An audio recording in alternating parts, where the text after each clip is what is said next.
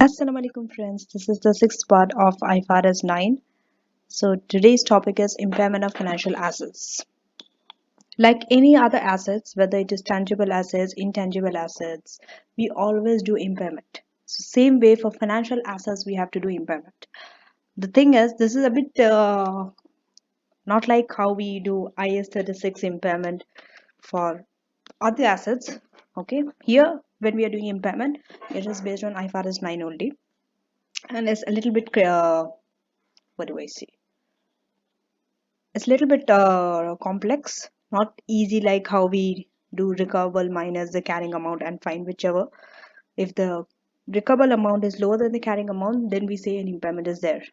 But impairment for financial assets is a bit different. It goes on based on loss allowance. What is this loss allowance?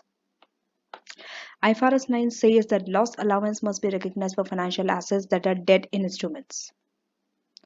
Previously, the previous part was on debt instruments. We went in depth how to recognize and measure debt instruments. Okay, which are measured at amortized cost or fair value through OCI. In the earlier video, we went through the measurement of debt instruments, and there I have told that you can measure debt instruments using three ways. One is amortized cost, second is fair value through other comprehensive income, and third one is fair value through profit and loss. There a small portion was there. We talked about loss allowance, and I told that I will be explaining this in detail, so this video will be covering up from there. Loss allowance. Okay, if debt instruments, for example bonds, if they are measured at amortized cost or fair value to other comprehensive income, we need to recognize loss allowance for them. Okay, this is only recognized for financial assets that are debt instruments, not any financial assets. So you need to see in your question whether the financial asset is a debt instrument or not, and whether it is measured at amortized cost and fair value through other comprehensive income or not, to recognize loss allowance. Okay, it's like the value of your financial asset is going down. Financial asset means debt instruments that are financial assets, the value is going down if the credit risk on the financial asset has not increased significantly. So here they are mentioning credit risk. Okay, why credit risk? Because financial assets that are debt instruments, for example loans, bond, what type of risk do we have from this?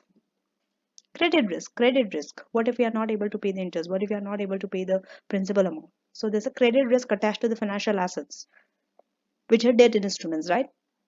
Therefore, we need to see how the credit risk is changing or not. Did it increase significantly? Or did it not increase significantly? So we are referring to credit risk to measure our loss allowance. Okay. If the credit risk on the financial asset has not, and you need to memorize this. Okay. If the credit risk on the financial asset has not increased significantly since initial recognition, that means from the date of initial recognition, the credit risk of the financial asset didn't increase so much, then the loss allowance should be equal to 12-month expected credit loss. Definitely will a little while you will know what is this 12-month expected credit loss, lifetime credit loss, all those things. There are terms that you need to know under impairment of financial assets. One term is 12-month expected credit loss. Expected, the credit losses, you are expecting it during the 12 months, so your loss allowance should be equal to that. Next, if the credit risk on the financial asset has increased significantly, so this is when it has increased significantly since the initial recognition, then the loss allowance should be equal to the lifetime expected credit losses. You see, one is 12-time expected credit losses, the other one is lifetime expected credit losses. So it depends on whether the credit risk of your financial asset increased significantly or not. So where will this go? Where will this loss allowance go? Adjustments to the loss allowance are charged or credited to statement of profit or loss, right? Statement of profit or loss. Remember, not all financial assets are impaired. But if it is impaired, you need to calculate loss allowance. So unless credit impaired, so that impairment or not, how will you understand? They will refer it to the credit risk. They will say something like credit risk increased significantly. They will give you the 12-month expected credit loss. They will give the lifetime expected credit loss. They will mention such terms. Okay, so unless credit impaired, interest income is recognized on the asset's gross carrying amount. That means if it is not credit impaired, credit risk did not change, then what happens? How are you going to calculate interest income? Because you are receiving income, right? You are receiving interest from that debt instruments, from that bond or a loan. The financial asset you are holding is a debt instruments. So that needs to be recognized on the asset's gross carrying amount. What is the meaning of assets gross carrying amount? You are not taking the loss allowance there, excluding the loss allowance. That means if it is not credit impaired, no need to take the loss allowance. Whatever the assets carrying amount, on that only you charge interest. Okay, now we are going to go to some very important definitions. These are the 4 important definitions. One is credit loss. Credit loss is the present value of the difference between the contractual cash flows and the cash flows that the entity expects to receive. There's a difference. What entity expects to receive is different from the present value of the contractual cash flow. These two are different. That's why there's a credit loss. Okay. Next, expected credit losses. This is the weighted average credit losses. And you don't have to worry about these things because they will give you these things in the exam. If it is impaired or something, lifetime expected credit losses. What is the meaning of lifetime expected credit losses? Make sure that you write this term somewhere and you need to memorize these definitions, okay? The expected credit losses, that is this, okay? That results from all possible default events. So this is the keyword. And if it's a 12-month expected credit losses, the portion of the lifetime expected credit losses that result from default events that might occur 12 months after the reporting date, only within the 12 months. Okay, for whatever the credit losses, you take a portion of the lifetime expected credit losses for that 12 months. That is known as 12-month expected credit losses. Significant increases in credit risk. If it increases significantly, what happens? What should you do? To assess whether there has been a significant increase in credit risk, IFRS 9 requires entities to compare the asset's risk of default. What is the asset's risk of default? Risk of default means you are not receiving the interest on the principal amount. There's a risk that you might not receive any of it at the reporting date. With its risk of default at the date of initial recognition. You compare it.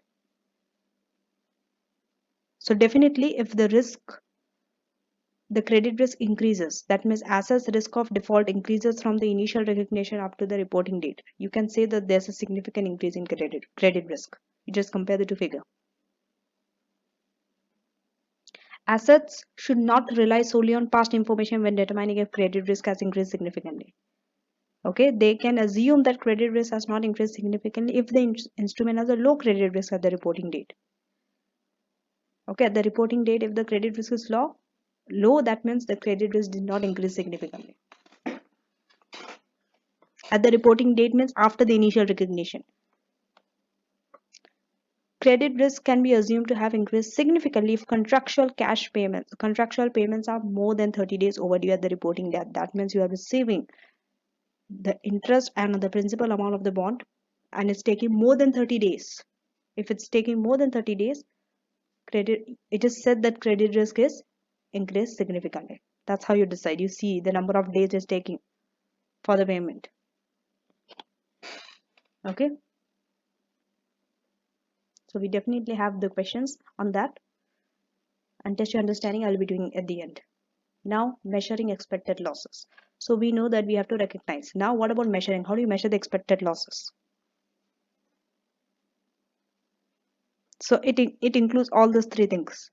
The expected losses. unbiased and probability weighted. So definitely they will give you some probabilities and all, okay? 30%, 20% like that. Reflective of the time value of money. It is reflective of the time value of money. Based on information about past events, current conditions, and forecast of the future economic conditions. So based on all those things, you estimate an expected loss.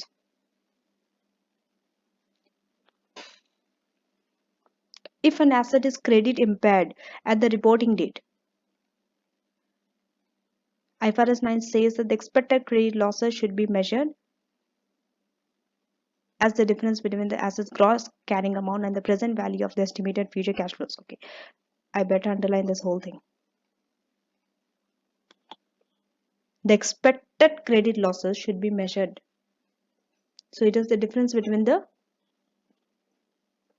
asset's gross carrying amount, that means loss allowance you didn't take it. Gross means loss allowance is excluded, okay? Whenever they say assets gross carrying amount means there's no loss allowance deducted. And the present value of the estimated future cash flows when discounted at the original effective rate of interest. So if there's a difference, there's an expected credit loss. IFRS 9 says that the following events may suggest that the asset is credit impaired. What are these events? These are some few events. A significant financial difficulty of the issuer or the borrower. The one who is issuing, he might have a significant financial difficulty, or also the borrower. Either one of this or maybe both of them are facing some financial difficulty. Then it is said that an asset is credit impaired. Next, a breach of contract set as a default. Right? Third, the borrower being granted concessions.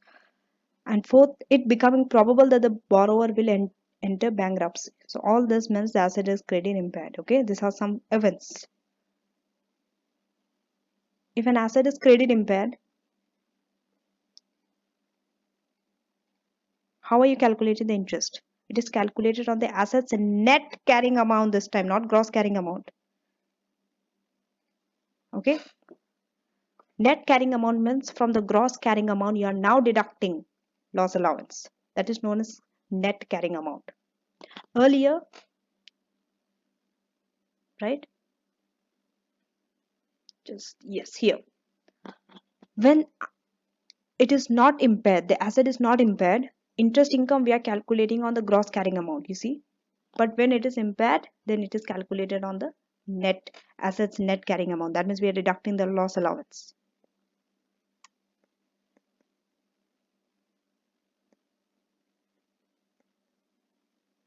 Okay.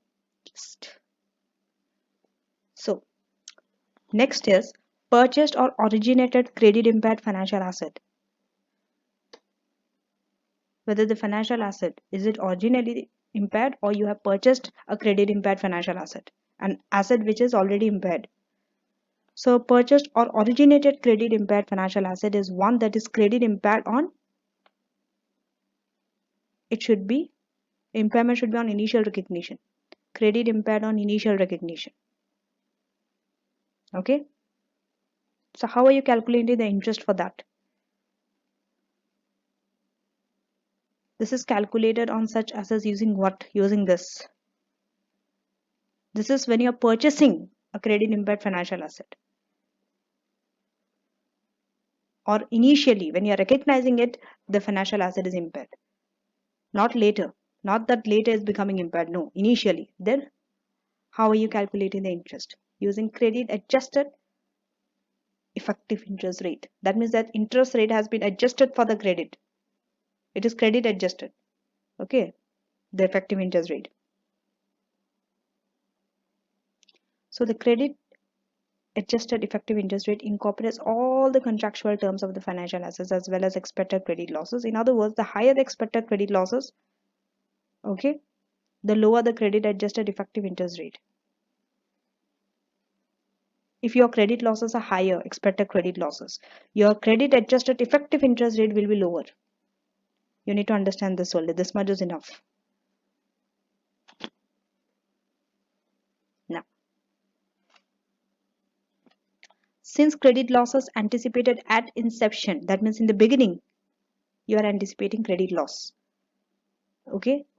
This will be recognized through the credit adjusted effective interest rate. The loss allowance on purchase or originated credit impaired financial assets should be measured only. That means loss allowance you are measuring when? Only as the change in the lifetime expected credit losses since initial recognition. There is a change in the lifetime expected credit losses, then only you are recognizing the loss allowance. This is when you are purchasing the credit impaired financial assets, for that only.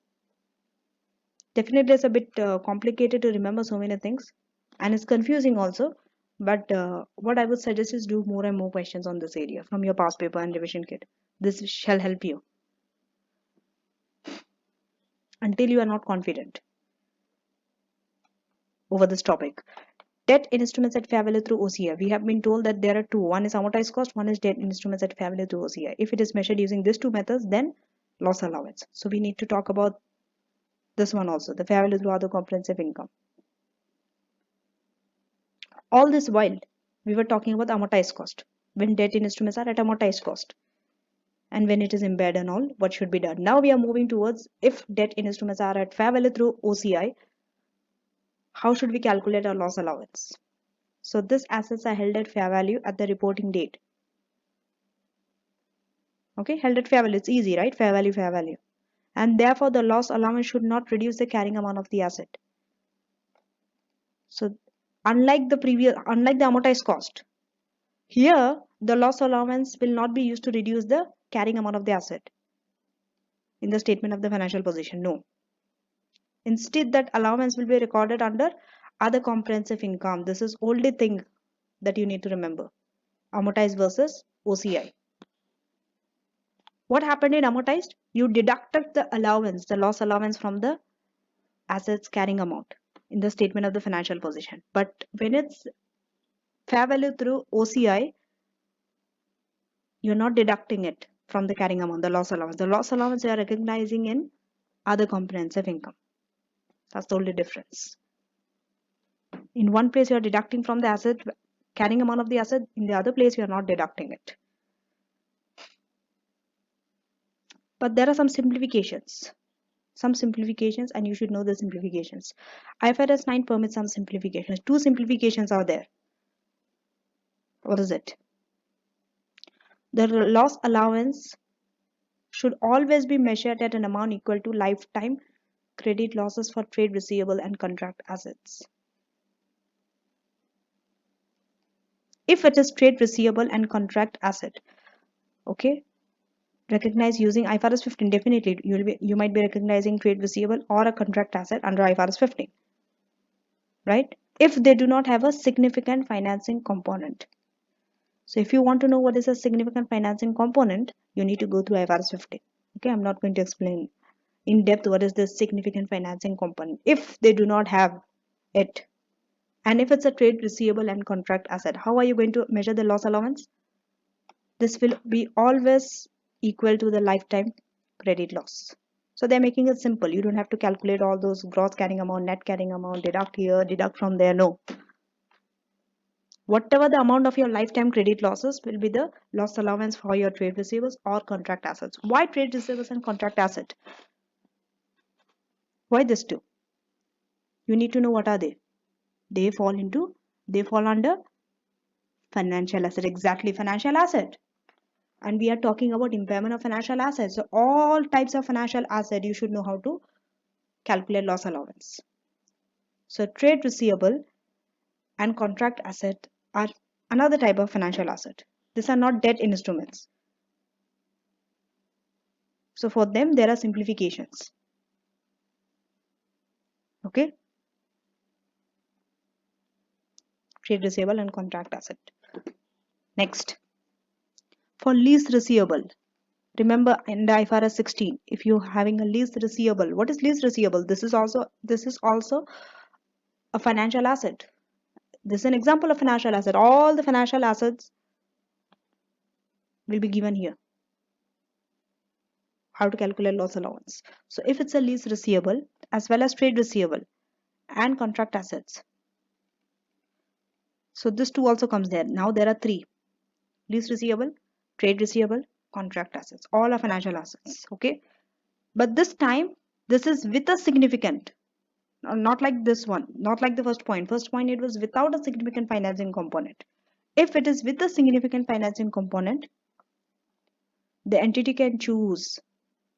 Here, the entity has a choice, as its accounting policy, to measure the loss allowance at an amount equal to lifetime credit losses. So they can measure the loss allowance at an amount equal to the lifetime credit losses.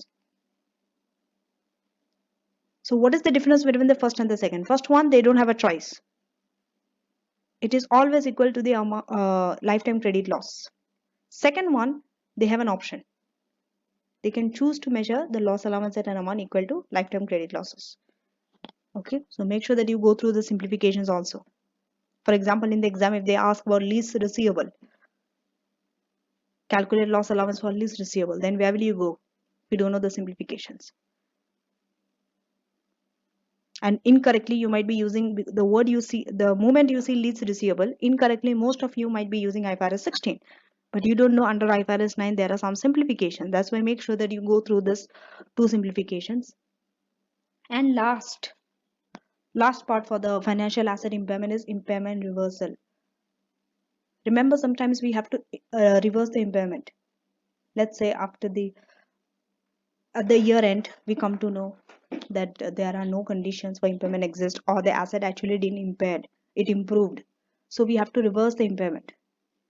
We did it under IS 36 for some assets. Except goodwill, we told that goodwill cannot be reversed. Same way for IFRS 9 also we have impairment reversal. So at each reporting date, make sure that you know two things. One is initial recognition, one is reporting date. At which date what's happening? Because these two are always there. One is at the initial recognition, the other one is reporting date. So at each reporting date, the loss allowance is recalculated. That means every year, loss allowance will be recalculated. It may be that the allowance was previously equal to, maybe it was equal to lifetime credit loss. But now, due to reductions in credit risk, it can happen that your credit risk might reduce. So now what should you do?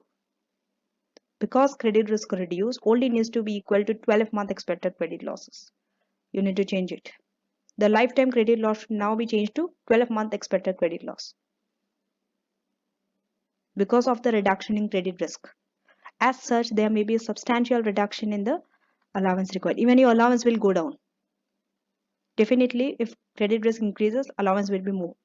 If credit risk goes down, allowance will be less. And because every reporting date you are recalculating loss allowance, there will be gain or loss on remeasurement, right, of the loss allowance, and this is recorded in profit and loss.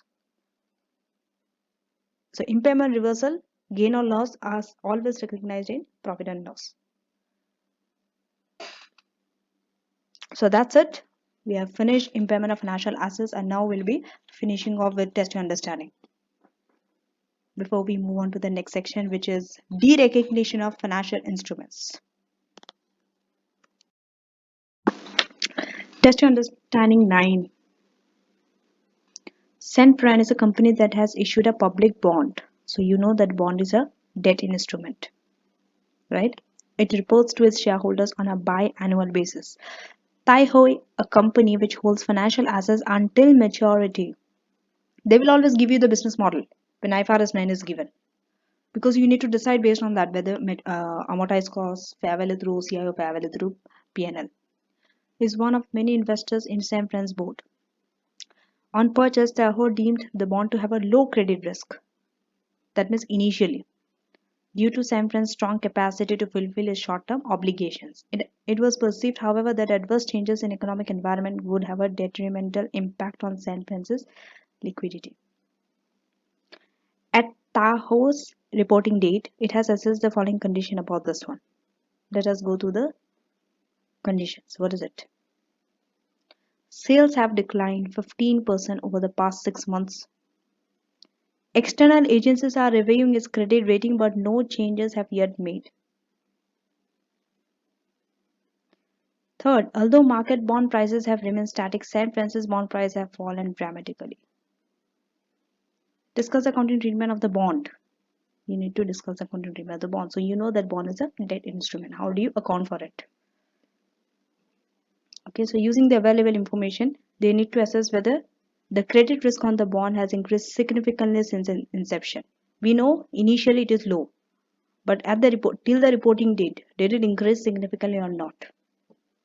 Okay, so there are some factors which are we are going to list it. It would seem that San Francisco's performance has declined, right? If you are going by the performance, that has declined because they told 15% sales revenue will be less. And also it has impact on its liquidity. So both performance and liquidity are suffering, they are declining.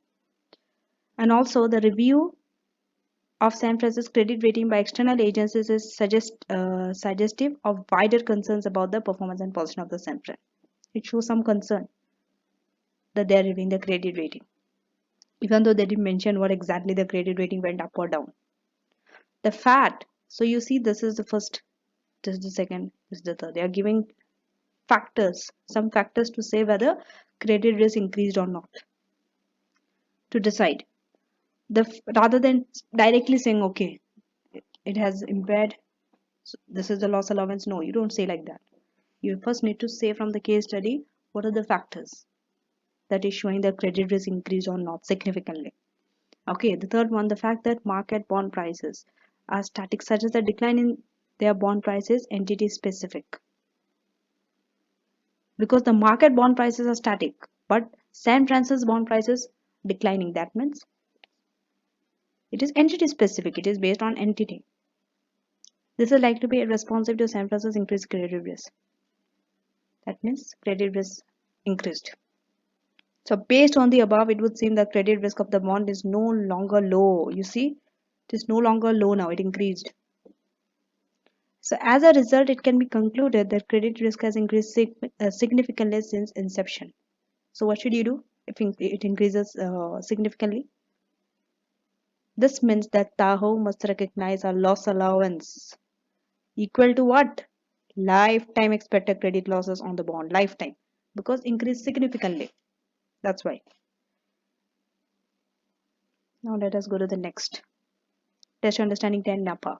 On 1st of January 2001, NAPA purchased a bond. Again, it's a bond for 1 million. Most of the time, bond is the usually debt instrument which they give. Even in the exam also. They won't give you something very difficult or something very hard, okay? They will keep it easy. So they purchased a bond for $1 million, which is measured at amortized cost. Interest of 10% is payable in arrears. Repayment is due on 31st December 2003. That means for 3 years. The bond is for 3 years. Effective rate of interest is 10%. So interest and effective rate of interest are not the same. But in this case, it is same. 10% and 10%. Okay.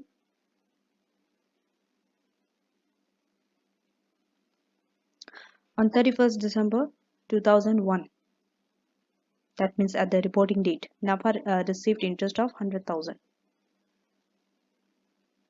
Okay. They estimated that the probability of default on the bond within the next 12 months would be 0.5%. If default occurs within next 12 months, then NAPA estimated that no further interest will be received and that only 50% of the capital will be repaid on 31st December 2003. Okay. The asset's credit risk is low on 31st December 2001. Now, how are you going to? You need to discuss the accounting treatment of the financial asset. The bond is a financial asset here.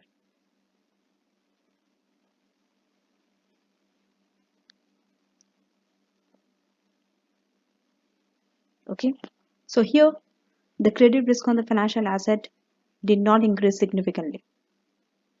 That means loss allowance should be equal to 12-month expected credit loss. Okay. And the loss allowance should factor in a range of possible outcomes as well as the time value of money. This is the credit loss on the asset. 586777. Working one is there. There's a working one for it. This represents the present value. How are you getting this credit loss? Present value of the difference between the contractual cash flow. That means you find the present value of the cash flow and the expected receipt if a default occur. The difference between it is a credit loss. Okay, so we'll definitely go to working one to see that.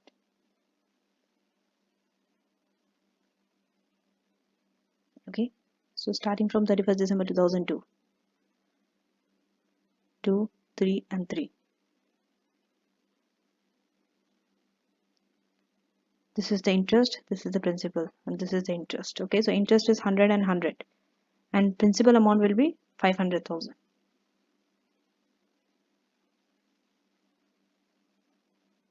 Okay, just see why it's 500,000. Okay, because he received interest. Okay, and here, if default occur within the next 12 months, then never estimated that no further interest will be received and that only 50% of the capital will be repaid on 31st December 2003. Interest will not be paid, but 50% of the capital. So what is the capital? 50% of capital. It's 1 million, right? It's 1 million. It's not 50% of 100,000. This is interest. It's okay. How they got this interest? 10% on 1 million. Simple. So now you have to take 50% of 1 million only. The bond price is 1 million. Of that, 50% only will be repaid on the 31st December 2003. Therefore, it's 500,000. Okay, and discounting factor is again the effective rate, which is 10%, which is also 10%. Okay, and this is the amount. You add all, this is the present value. 586,777. Okay, these are the expected cash shortfall.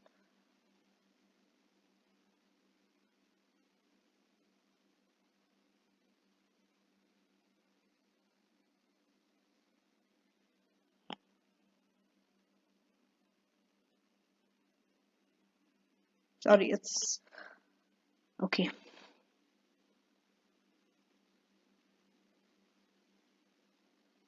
So the credit loss on the asset is this. Now,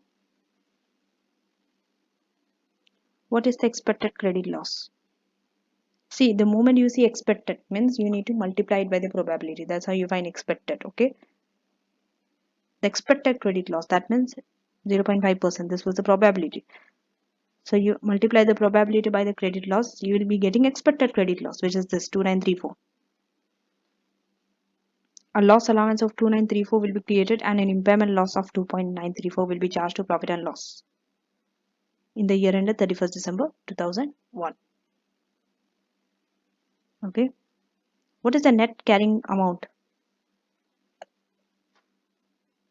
From 1 million you deduct the allowance. Interest in future periods will continue to be charged on the assets gross carrying amount, the 1 million. You don't deduct the allowance and then charge interest. Okay, because the credit risk did not increase significantly. That's the reason you are calculating on the gross carrying amount. Okay, next, test your understanding 11. On 1st of Feb 2006, if made a 4-year loan of 10,000 to fund, the coupon rate is 6%. This is the same as effective rate of interest. Interest is received at the end of each year. On 1st of Feb 2009, after 3 years, fund tells Eve that it is in significant financial difficulties. At this time, the current market interest rate is 8%. Eve estimates that it will receive no more interest from Fern. It also estimates that 6,000 of the capital will be repaid on the redemption date. Eve has already recognized a loss allowance of 1,000 in respect of the loan to Fern. How should this be accounted for? So you should know that this is what is a loan? It's a financial asset. It's a debt instrument.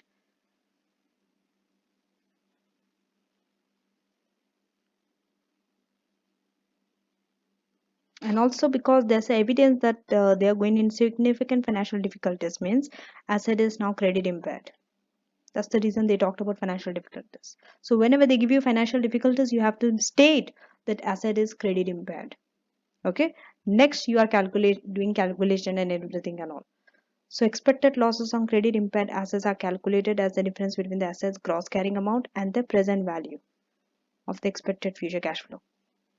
Okay, because the coupon, and in this case both the coupon and the effective interest rate are same, so the carrying amount of the asset will not change. It will remain 10,000. right? Carrying amount of the asset means the amount of the loan, 10,000. And what is the present value?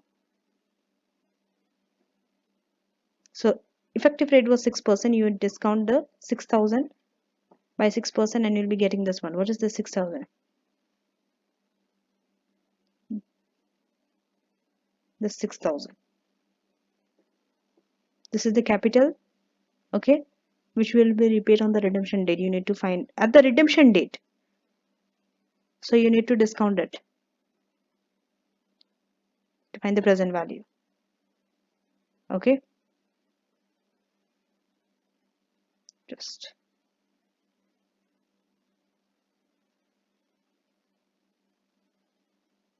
now the expected losses are therefore. So what is the expected losses? From the asset you need to deduct this 5660, this one, and this is known as expected losses.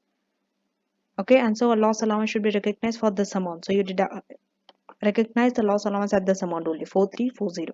Now therefore the existing loss allowance must be increased. You see, loss allowance which is already there, this has to be increased by 3340. Why?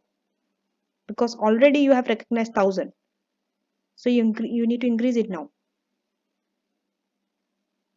okay, by the difference, and this will be charged to profit and loss. The asset is credit impaired, and because it is credit impaired, what about the interest? How are you going to calculate the interest income? This will be calculated on the net carrying amount. That means you deduct the allowance, loss allowance from the gross carrying amount. So gross carrying amount is 10,000.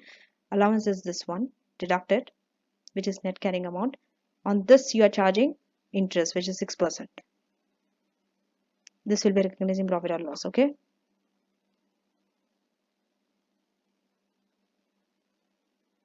So in the last year of the loan, this is the interest income.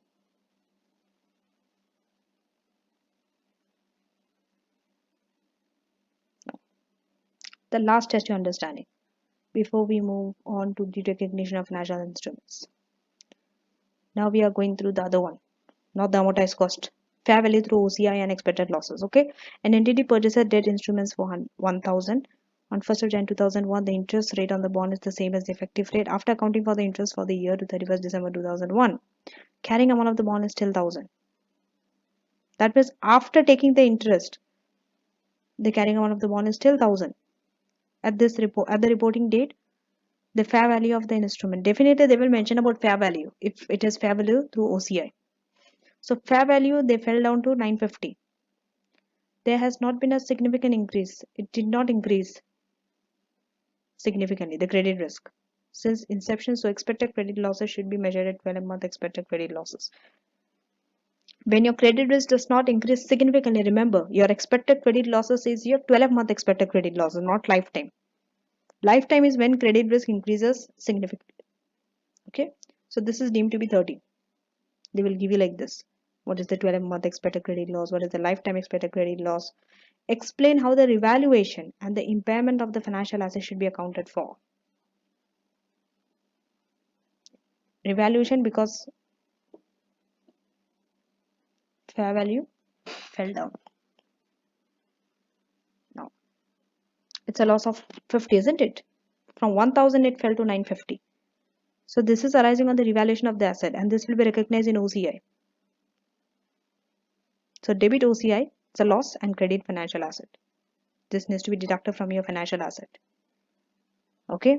What about the 30, which is the 12-month expected credit losses? This will be debited to profit or loss.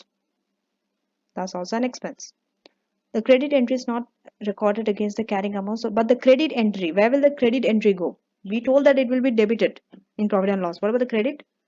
You do not reduce this from the carrying amount, or it is not recorded. It's the same thing, not recorded against the carrying amount or reducing it from the carrying amount of the asset. But what do? You rather write it against other comprehensive income. Against other comprehensive income means you are debiting impairment loss, crediting in OCI. So you credit in OCI, not from financial asset.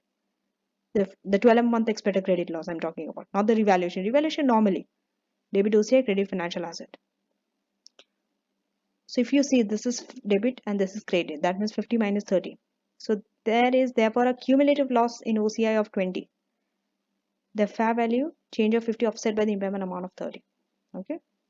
So that's it for financial asset impairment. I hope that now you have a clear understanding of financial asset impairment in much easier way. I hope that I'm able to do that. So see you next in the next part. We will be talking about the recognition of financial asset. Till then, take care.